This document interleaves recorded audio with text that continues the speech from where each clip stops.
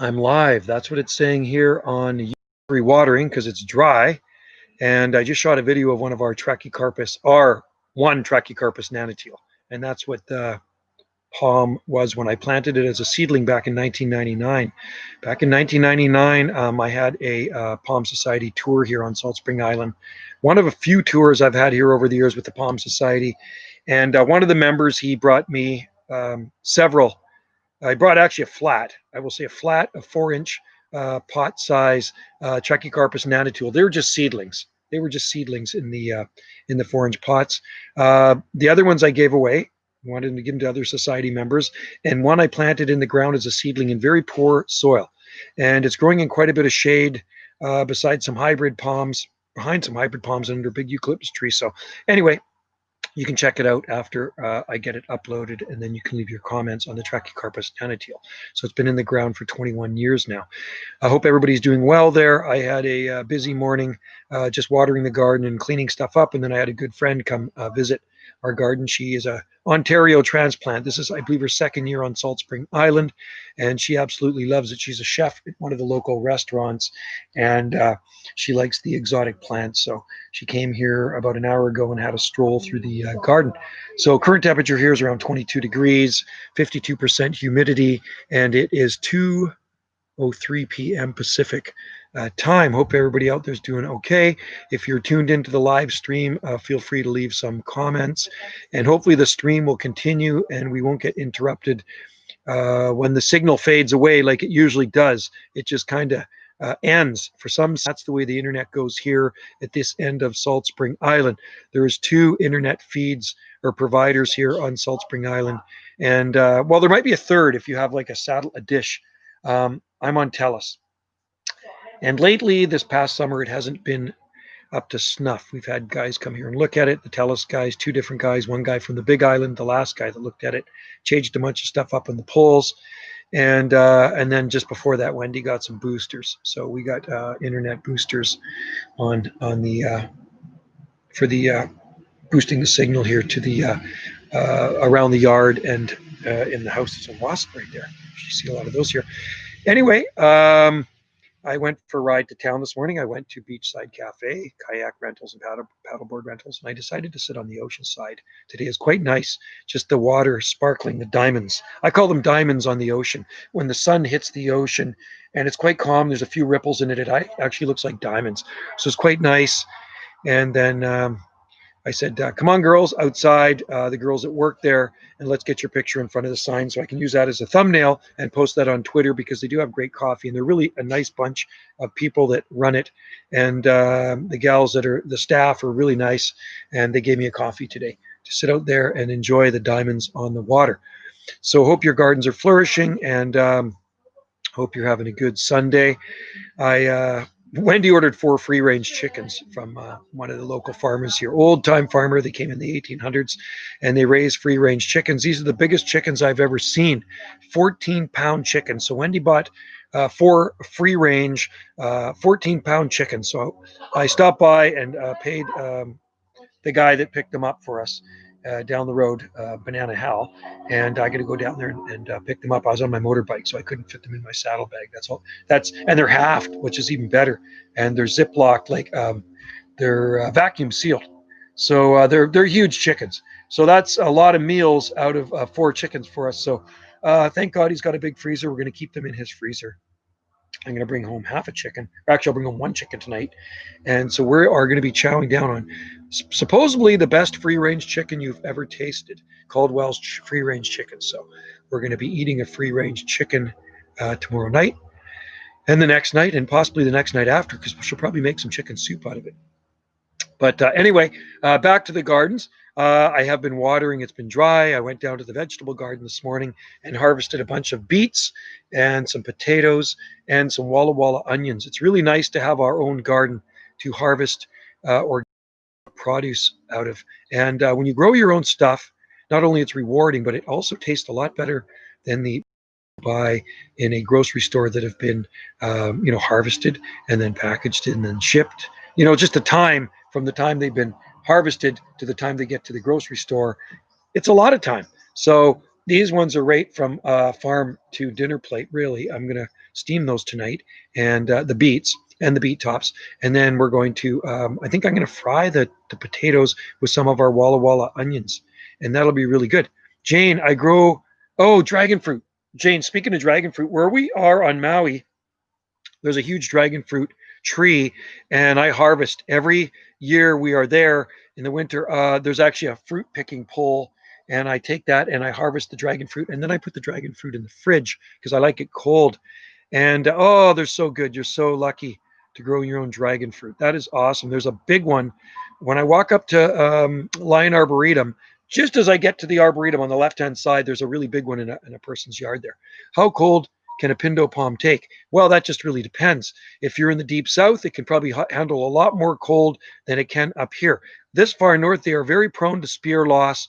And I would believe that is due to the minimum temperature staying minimum for longer than they would down in the deep south. So when you're in Arkansas growing a pindo palm, it's a lot different than growing it here on the Pacific coast of Canada. If you're in the best microclimates here, that's not a problem.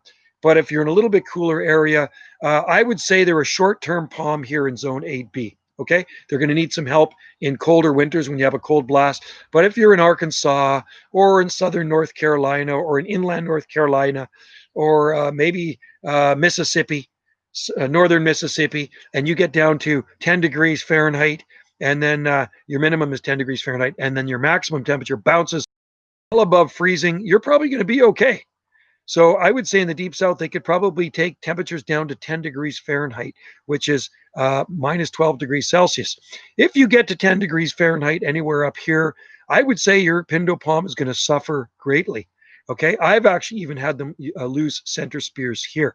So I don't think they're a reliable palm in most areas here. They're not foolproof. There are some big ones on our coast in the best areas, some good sized ones here on Salt Spring Island that never ever get protected, been to the ground more than 25 years, and they are absolutely fine. But if you're in from the ocean a little bit and you get down to, say, -7, -8 degrees Celsius, I would say kiss your center spears goodbye on your pindo palms if they're not protected. Have you tried growing golden barrel? No, I'll tell you what, Jane. Um, Fishhook barrel cactus, okay? Here on Salt Spring Island, where my friend used to live. And there was a Washingtonia palm that grew there for at least a decade, unprotected. I think the building under the overhang. Oh, there goes my connection. There goes my connection.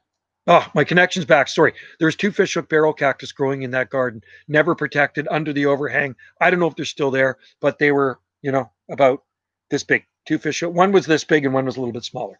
And they were under an overhang where it was dry. So they were hardy enough here, providing they were kept dry in the wintertime. And they were a fishhook barrel cactus. I'm trying to think. I don't really know the Latin name. I don't remember it, but you probably know it. We grow a lot of different types of cactus here, lots of opunchas, and we actually have native opuntia on our island, Opuntia fragilis.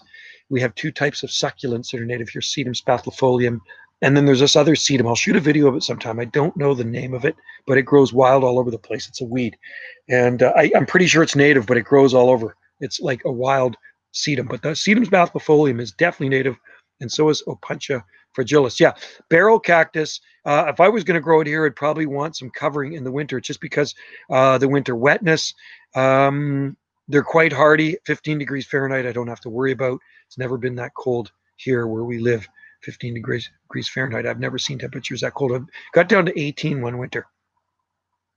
It could be an outdoor patio plant. Yes, it could be. Well, we have sago palms outside. I uploaded a video.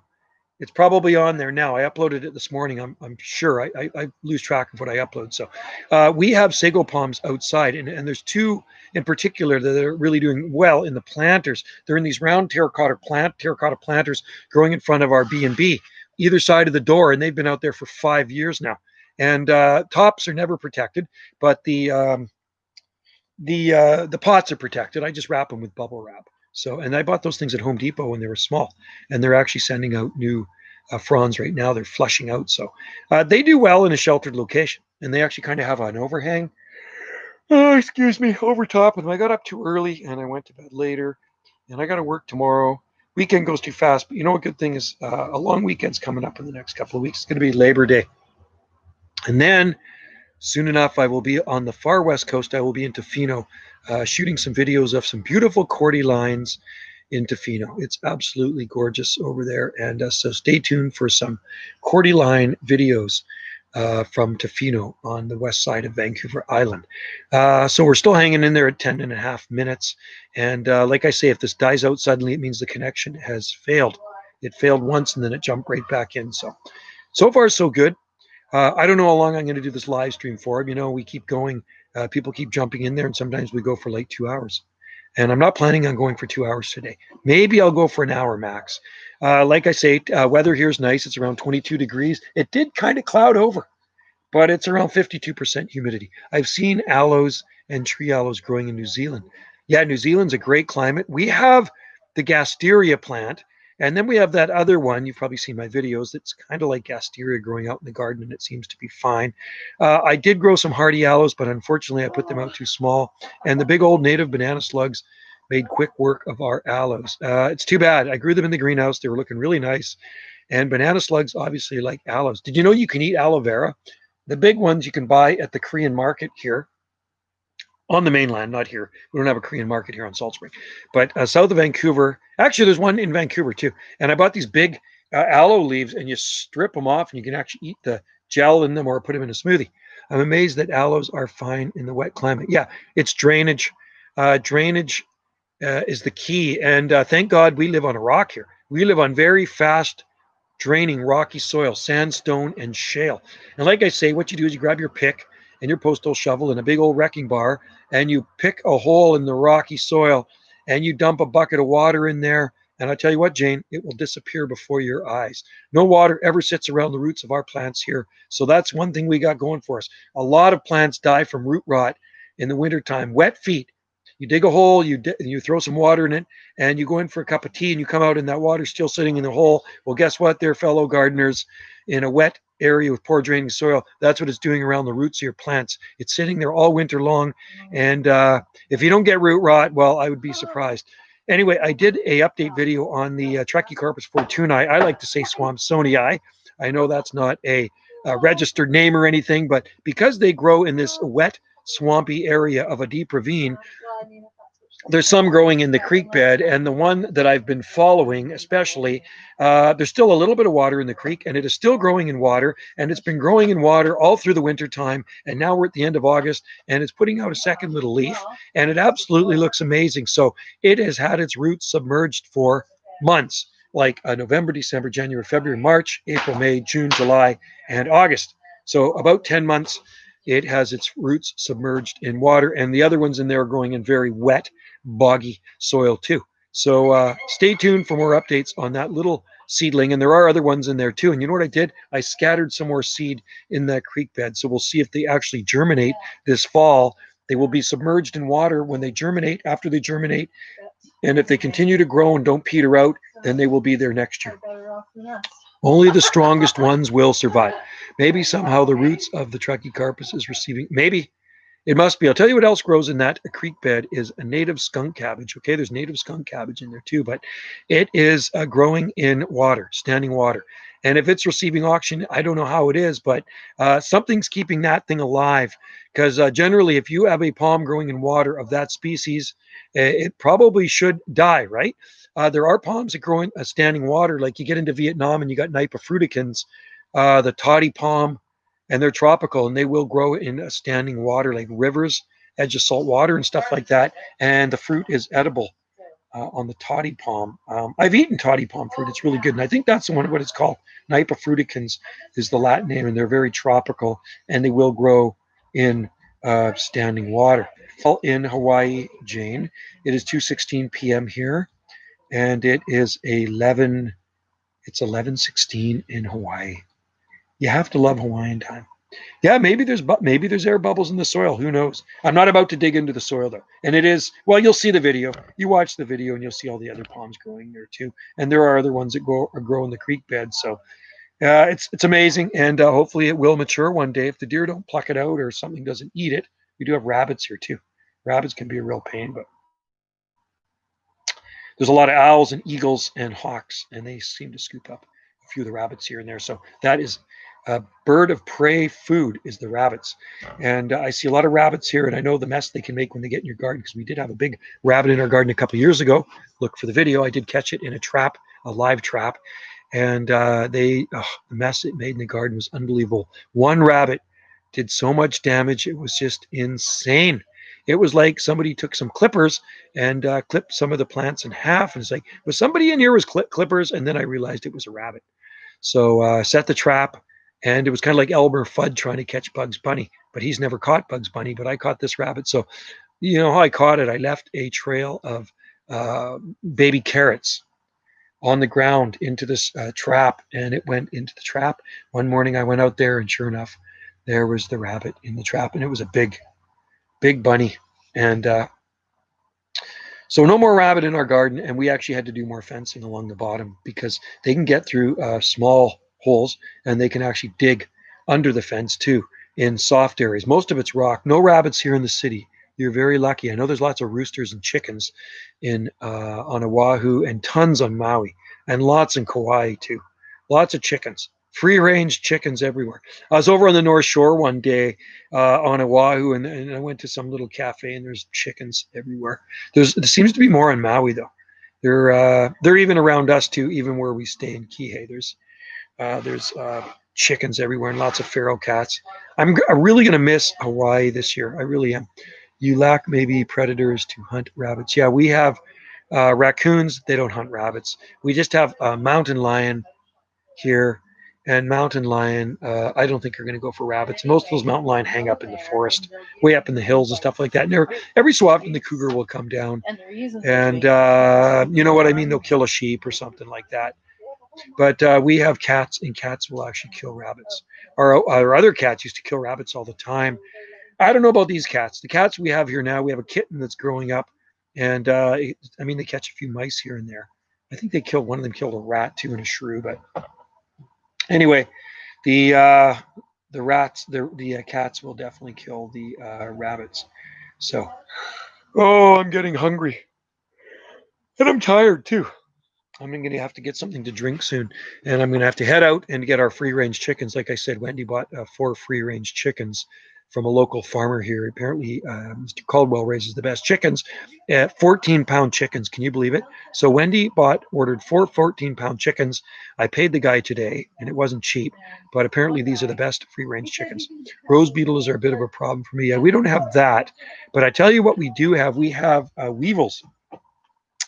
And basically, weevils are like a nocturnal beetle, and they come out at night. That's what nocturnal is. And they have a little snout on them with pincers, and they eat holes around the edge. They eat holes in the leaves, but usually they bite around the edges of the leaves. So you can see it on camellias, roses, Virginia, and other broadleaf evergreen trees and deciduous shrubs. And they're a real nuisance. So Wendy uses diatomaceous earth. And you can also use a tanglefoot. It's a sticky kind of glue. And what you do, you get that sticky glue at the garden center, and put some saran wrap around the base of the tree or the shrub.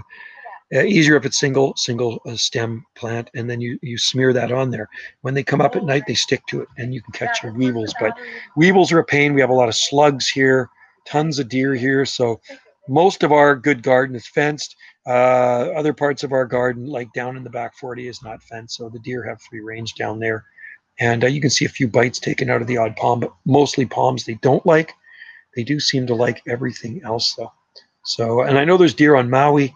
I don't know if there's deer on Oahu. I'm assuming there are in the back 40. There are deer up in Wailea, up in McKenna Beach area. There's lots of deer, and there's also wild pigs, too, the wild pigs. And you can eat those. I know the Hawaiians like them for luau. I'm going to a pig roast soon enough. Second week of September, I'm going to another pig roast, and I love pig roast, and I'm going to help at that pig roast. Barbecue all day, roasting, full pig, Salt Spring Island pig, going round and round. It's going to be stuffed. The insides are going to be filled up with banana leaves, the cavity, and then it's going to have pineapple, lots of pineapples in there to marinate, to make that meat taste good. No deer on the island, but there are boars. Yeah, I know there's boars out there. Some of them are probably dangerous. I put solar lights near my tea roast. Oh, interesting. That keeps them away, does it? Yeah. That's a good, I should look that up. Maybe that'll keep away weevils too. Hey, because they think it's daytime. And if they're nocturnal, they see those lights on and they don't want to come out. Hey, you smart lady Jane. I should look that up. Other will lights keep away the weevils? Oh, there's the sun. It was sunny, and then a cloud cover came over, and now it's getting sunny again. It's really nice out. It is. It's just the perfect day here. It really is. It's the humidity is 52%, and it's about 22 degrees. So it's really a nice day. And I really enjoyed my motorbike ride this morning. I went down to the coffee shop, beachside, and I sat on the ocean side and just watched those diamonds sparkle on the ripples on the ocean, and watch people get their kayaks ready to rent. Take out the tourists. There are a lot of tourists around these days. So Wendy's gallery's open. And she does get tourists to stop in and check out the art gallery. My roses are not grafted onto. Oh, interesting. So they're the old school roses. You have the original roses. They're beautiful. I bet you they're fragrant, aren't they? I know you're a rose nut, and I didn't know a lot of people grew roses in Hawaii, but I do now. I learned something from you, Jane. You are a rose grower, and I bet you have an amazing garden. We have Wendy's got roses planted in the garden. I had some years ago, and they did well for a while until the deer destroyed them. I had Tropicana, Joseph's coat. I didn't have a lot of roses. I had maybe 3 or 4 roses. My ex-wife liked roses. Tea roses are old school roses. Yeah, I like ramblers too. Some of the old ramblers are quite nice. Rugosa's a nice one, Blanc du Coubert, and then the purple one. They're very hardy and they smell good and very disease resistant. Yeah, tea roses are quite nice. And yeah, I bet you they look good in your garden. I didn't know a lot of people grew those in a tropical climate, but I guess I was proven wrong by you, Jane. That is awesome. Yep. I think if I lived in Hawaii, I'd probably try growing a Douglas fir tree. Could I get a Douglas fir tree to get through the climate in on the Hawaiian Islands? I mean, a Douglas fir tree or a native tree here on Salt Spring Island, right? They're the towering, big old growth trees here. Well, we have old growth trees, but these aren't old growth trees. I mean, we have some on our property that are probably a couple hundred years old, maybe 300 years old. And I know that for a fact because Wendy cut down a Douglas fir last year and I counted the rings in it. The tree was this big and it was 110 years old. There's a tree this big growing beside it, so it's a lot older than 110. Hybrid teas, Floribundas, Grandiflora. How about David Austin's? Do you know what David Austin's are? They're quite nice roses too. They're nice, really nice roses. There's Wendy talking to her sister. Her sister lives up on the Sunshine Coast. There's Dave. Good day, mate. Cheers and aloha to you. And yeah, it's good to see you in there, man. Good day to everybody. I hope everybody's having a good day. I'm having a really good day. I had a really good friend stop by, our friend Jen. She is a Ontario transplant to our island, and she moved here. I think this is her second year here. I don't think it's her third year. I think it's her second year, and she just loves Salt Spring Island. And she came to our garden here for the first time. She's a chef in one of the restaurants, Treehouse. If you go to Treehouse Restaurant, she's a great cook, a great chef. David Austin's are British. That's right. They are. They are British, and they are quite a double flower on them, right? They're quite a nice flower. So they are a British rose.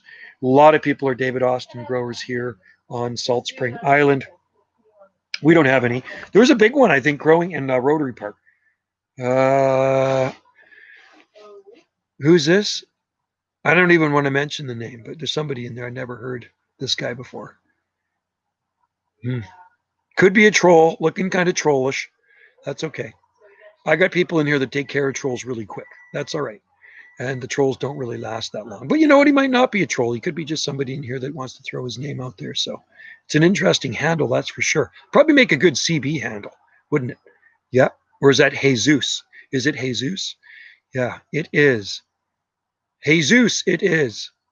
Anyway, yeah, good to see you all in there. And I guess Dave's going to Lytton soon.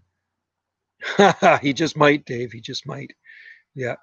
Yeah, we don't want anybody to get that. Well, maybe that guy might. Maybe he's already got it. Yeah, I don't even mention the word on here. You know what I mean? So, for a rose to be suitable for the tropics, it must be yes, heat, and you have a lot of heat there. Excuse me. You also have a lot of humidity, more humidity. But I really don't find the humidity that bad. I know some days it can be worse, but humid and hot, right? We're off. Oh, Lytton, right on. Well, I'm going to be looking forward to your video, Lytton, because, like I said, I have not been there for 52 years. All right.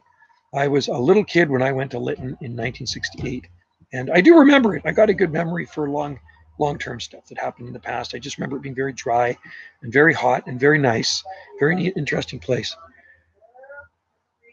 Sub to me, gain nothing. Hey, my roses love the heat. Yeah, I bet you they look good. How many different types of roses do you have, Jane? I bet you have a lot.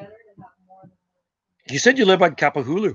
That's pretty cool. Well, like I say, when we're on the island of Oahu, we don't really. I used to hang out on Waikiki Beach a lot, but I know it's too busy. We actually walk to Diamond Head Beach. So we go to the park where I got married the first time, Diamond Head Park, 3223 Diamond Head Road. Lots of coconut palms there. And we go down to that beach because it's quiet. And often there's not a soul on Diamond Head Beach. It's a little bit more of a walk. So you walk past the zoo, and you know where Diamond Head Park is. Yeah. You have four varieties. Good for you, Jane. I bet you they look awesome. I really like that green rose. And we go to Diamond Head Beach. But I also like to go to Kapahulu. And like I said, I like to order the plate lunch at Rainbow Drive-In. And then we go over to Leonard's Bakery and get a malasada. And malasadas are good. And then we go to Peggy's. I call it Peggy's Emporium, Peggy's Junk Store, just before you get to Safeway in Kapahulu. And she's got some pretty cool stuff there. I bought some things at Peggy's. Wendy and I went into Peggy's. You probably know the place. Been there a long time. And then Go Bananas Roof Racks. And I think there's surfboards or paddle boards there. And then there's a neat a shop in Kapahulu we went to. They sell the retro Hawaiian. We're talking Hawaiian because Jane's in Hawaii. Jane lives in Kapahulu. Yeah, we want to be in Hawaii, but we're not. We're here on Canada's Hawaiian Island. Hey, can you get me one of your stickers? Can you give me a couple of your stickers, please? I want to show them the stickers here that are on people's bumpers on Salt Spring Island. Because for those of you that don't know, this place is called Canada's Hawaiian Island. And hey, GD Gardens. And you know why they call it Canada's Hawaiian Island? Canada's Hawaiian, that's a tongue twister. Canada's Hawaiian Island. I'll give you the dirt. Roses are pretty high maintenance here in Dallas. Hibiscus are, yeah, we grow a lot of hibiscus here for sure, the hardier ones. Rose of Sharon. Confederate rose is a good one too. Wendy would love all the dragonflies. Oh, Dave, Wendy loves dragonflies. They are she loves to paint them. And I love dragonflies too. I like to see them go up and down and all around because I know the bugs. Anyway, they call it Canada's Hawaiian Islands here because many of our first settlers were Hawaiians. And there's a big Hawaiian community here, descendants of the first Hawaiians that came. And they settled on our island back in the 1800s. And there is a Hawaiian church. Well, we call it the Hawaiian church because it was built by the Hawaiians, the oldest church on Salt Spring. And there's a Hawaiian graveyard on Salt Spring Island. I have a sable Martima. Cool. That is awesome. I just got an order for 25 sable miners, so I got them ready to ship out. There it is, right? Can you read that? Salt Spring Island, Aloha, Canada's Hawaiian Island. And here's another. Yeah, I see these on cars all over the place. Wendy actually designed that sticker years ago, and I even seen it on a car with Alberta plates. And then here's another one she designed. It's the eagle, and it says here it says the Southern Gulf Islands, and then you can see all the islands in it, right? Our Southern Gulf Islands. I'll show you the order I got ready. Just wait here, folks.